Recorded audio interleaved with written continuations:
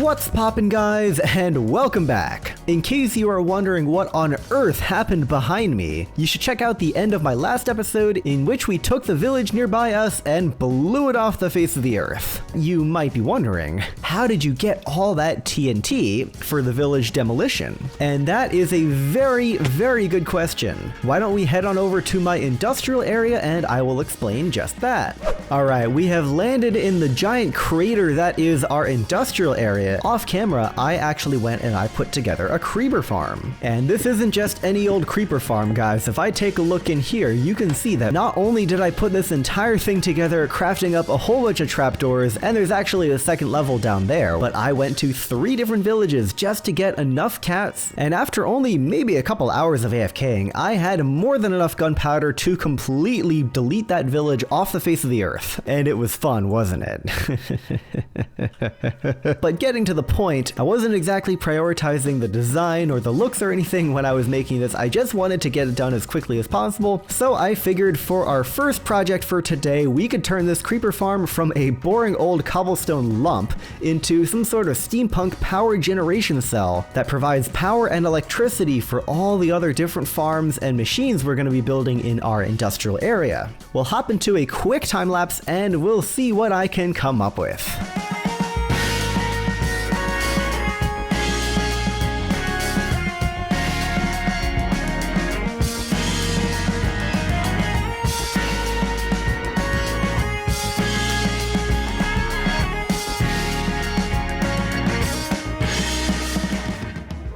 And there's our creeper farm decorations all taken care of. As you can see, I really leaned into the steampunk vibes, what with the big pipes and the exhaust chutes with the smoke coming out of the lava and the gears on top and everything. But I think my favorite part about this entire thing is actually the little details. Stuff like the tiny little strips of shroom light. I wanted this entire thing to look kind of like a big copper, like electrical Tesla coil kind of thing, with these bands of orange wrapping around the otherwise pretty dark exterior, and I think it turned out pretty well. The other thing I actually liked is this pattern up here on the roof with the deep slate. Once again, it's not a super important part of the build, but I really like this kind of like lattice pattern that we've got going on here. It was a bit of an impulse decision to do this kind of thing, but you know, sometimes the most erratic and spontaneous decisions turn out to be the best. Alright, moving on from our gunpowder farm, I put up a YouTube poll a while back asking what you guys wanted to see in the future episodes of the series, and you guys really wanted more steampunk farms, which is actually great because off camera, I've been going out of my way to mine things by hand,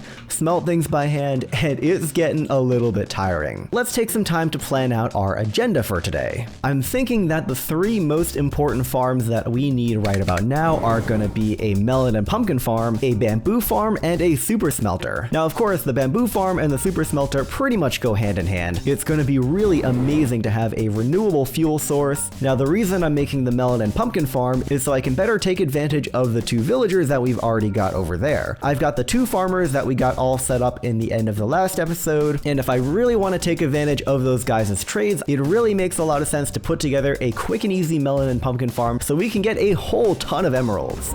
But before we get into any of that, we've got a big problem. Take a look at my hotbar.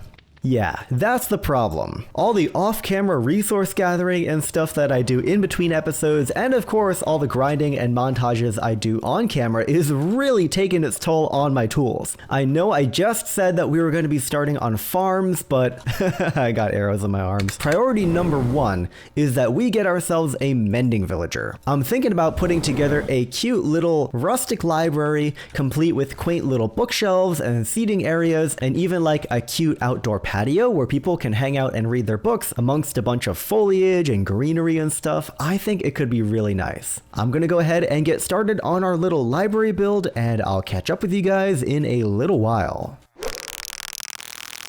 Okay, phase 1 of our build is coming along pretty nicely. It's based off of one of the Tudor house designs from my medieval trading city build. However, I did do a little bit of a palette swap to make it more in line with the general vibe we've got going on with these other 2 buildings. And as you can see, we're using a lot more spruce and regular bricks because that fits in a lot better with our grain silo and our little melon stand over here. But of course, I still kept a little bit of the original dark oak because I think that the stripped spruce wood really doesn't look look very good, so we're going with dark oak there. Alright, with that explanation out of the way, we can go ahead and finish up the rest of this build in a time lapse.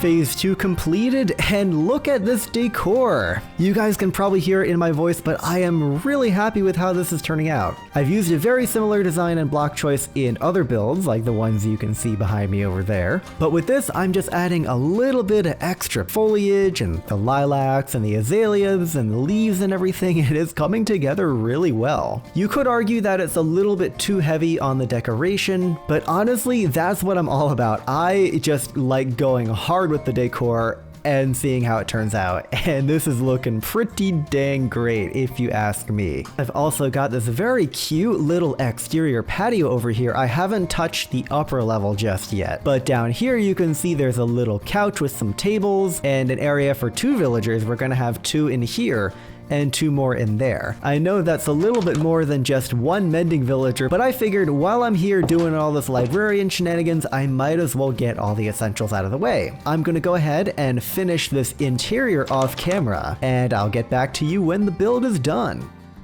A lot of time later, and we've got ourselves a really beautiful looking build. As we go through this cinematic fly-through, I want to just remark on how beautifully everything came together. When I set out to do a cottagecore style build, I was really more so looking to take a more rustic style, like we've got here with the brick and the spruce and everything, and intertwine a lot of life and greenery and really just make it blend very nicely with nature. Of course, the bottom of the interior is more of just a standard library meant to house the villagers and a bunch of bookshelves and that kind of thing, but the top is where things really get interesting. We've got this beautiful moss roof with the glowberries hanging down, some roots and leaves and stuff drooping down as well, and it's entirely decoration, of course. There's no practical value here, but that's kind of the point, you know? I'm imagining villagers and other visitors to the town coming in, grabbing a book, sitting down, and just enjoying the beautiful scenery of the village and just being at peace. But you know who's not at peace? Me. You wanna know why? These freaking villagers, man. Oh my god. This guy right here, Mending Mike. Love the name. You see this? This mending book took me 22 minutes to get. I am not joking. Here's the video file. I recorded the entire thing.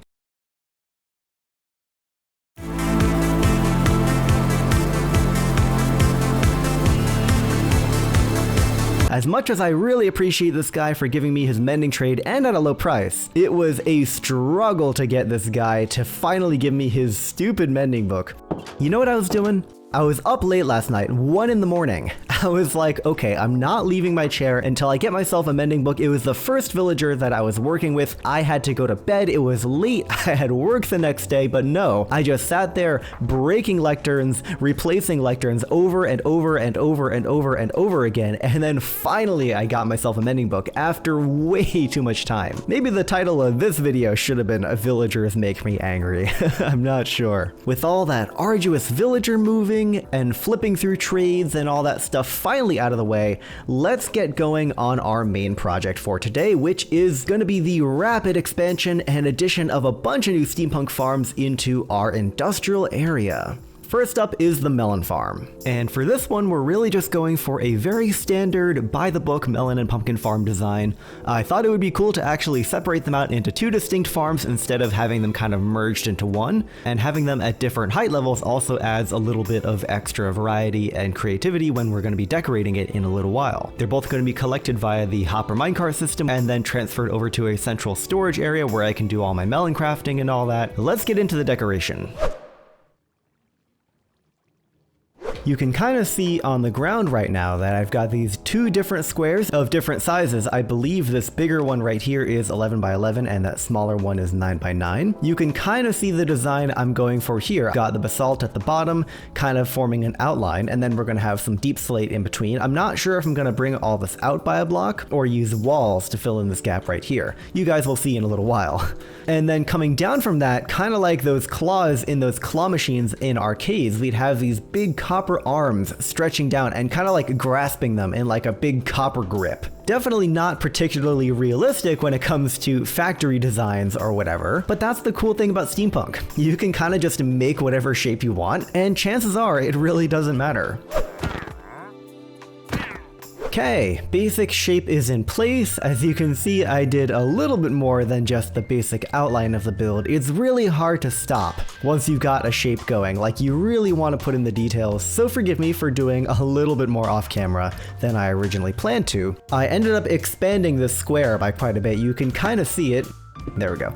You can see I expanded this. I believe it is now 15 by 13. I may or may not have miscalculated, but let's just keep that between you and me. I'm going with a pretty similar design between the two, right? With the big pillars of basalt, and we have these like copper arms like I was talking about earlier. Only this one is a lot more expanded because the claws are, first of all, they're only on these two sides, but second of all, they're 3 blocks tall. They've got these cool little designs in the middle to add some texture and stuff. Gonna do one more cut here, get the rest of the glass in, get the rest of the arms in, and fill in the roof and the melon and pumpkin details just like on this one that I'm standing on, and I'll meet back up with you guys when it's done, and then we can cross this one off of our list.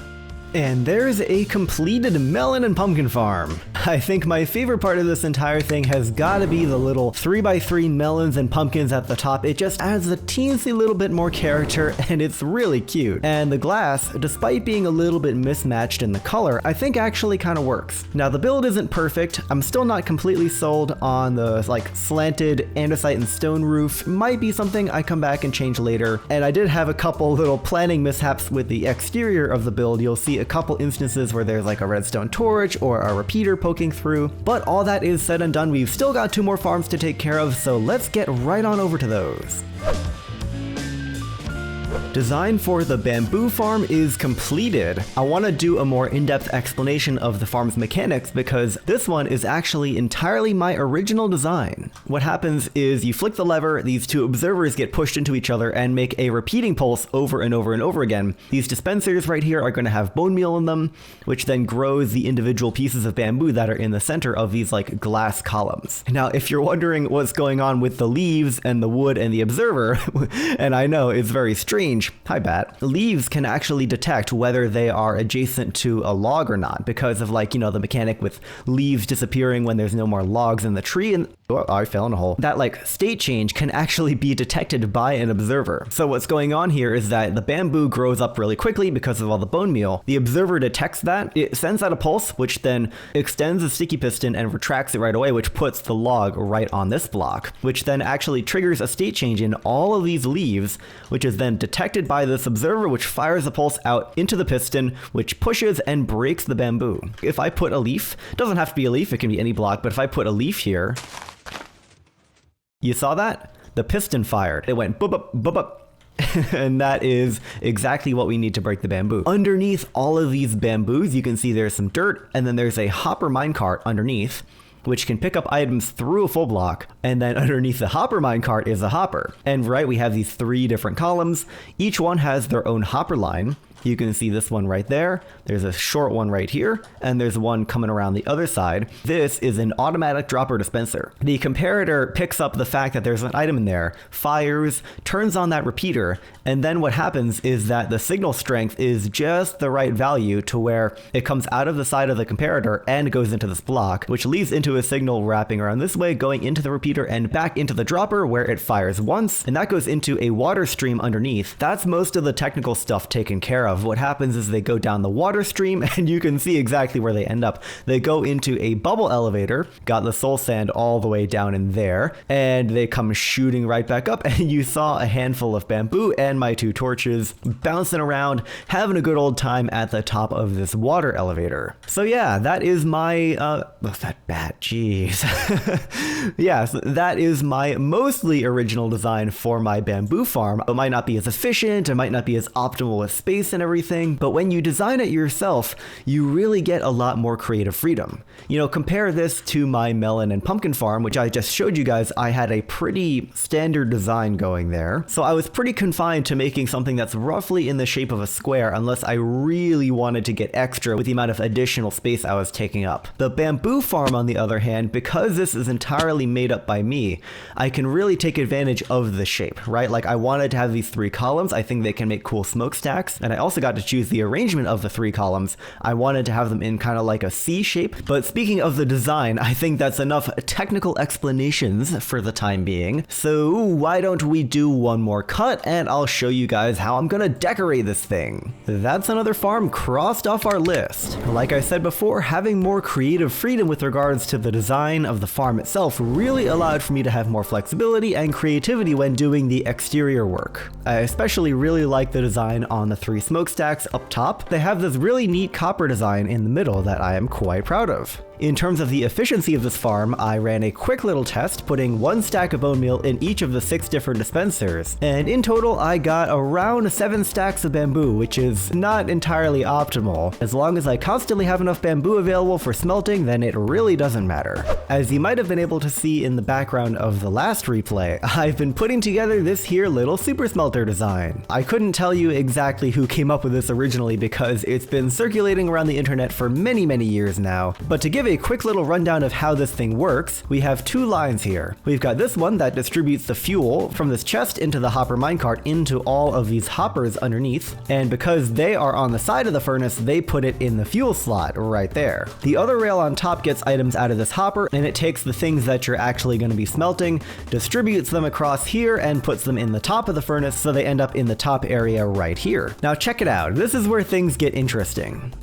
If you remember the output of the bamboo farm, which we're looking at from the back over here, it brings the items up a water elevator all the way up here, and what we're going to be doing is we're going to be piping the items from here across this pipe. You can kind of see the outline of it here with the diorite. I'm going to go in and outline it with these acacia trapdoors and fill in the interior with water so it's a little bit more steampunky, but the items are going to go up, over, and down directly into this double chest where the fuel minecart hopper is going to be taking them, absorbing them through both hoppers, so they're going to be taken from the chest at a really high speed, and then, as I said before, brought into the furnaces. I've been putting bamboo in this manually just to make sure everything is working properly, and it seems like everything is good, which means that we can go ahead and decorate the last farm on our agenda for today. I wanted to do something a little bit different for the smelter and have it be open, right? If you think about my other farms that we've made today, and just in general, they're all pretty closed off behind a layer of glass, or just like a big deep slate wall or something. I wanted to change that up. Part of the reason for that was because the smelter is so interactive, right? Like, I have to put items in, I have to take items out, I have to fiddle around with the minecarts every once in a while if things go wrong. So I figured it would be a lot easier to design something that you can really reach into and mess around with versus something that is more closed off. On top of that, I really like these like spiky things that are poking out from the top and the bottom. It genuinely feels like you're stepping into like the maw of some giant mechanical creature as you reach in to like grab your smelted stuff or whatever. It's a pretty cool feeling that I haven't really done in a farm before. I know this isn't technically a farm, but like, you know, it's close enough. Can we like take a moment to appreciate the sheer amount of progress we made in today's episode? Like, seriously, think about it, man. We built and decorated 4 different farms: a gunpowder farm, a melon and pumpkin farm, a bamboo farm, and a super smelter that's hooked up to the bamboo farm. And we even put together a beautiful village build for our mending villagers and our other librarians. I am exhausted, but the grind was well worth it because our industrial area has been completely transformed.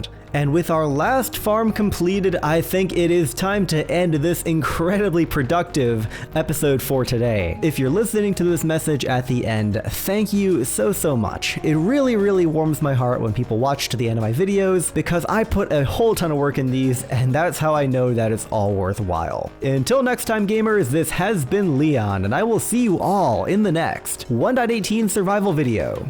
Peace out.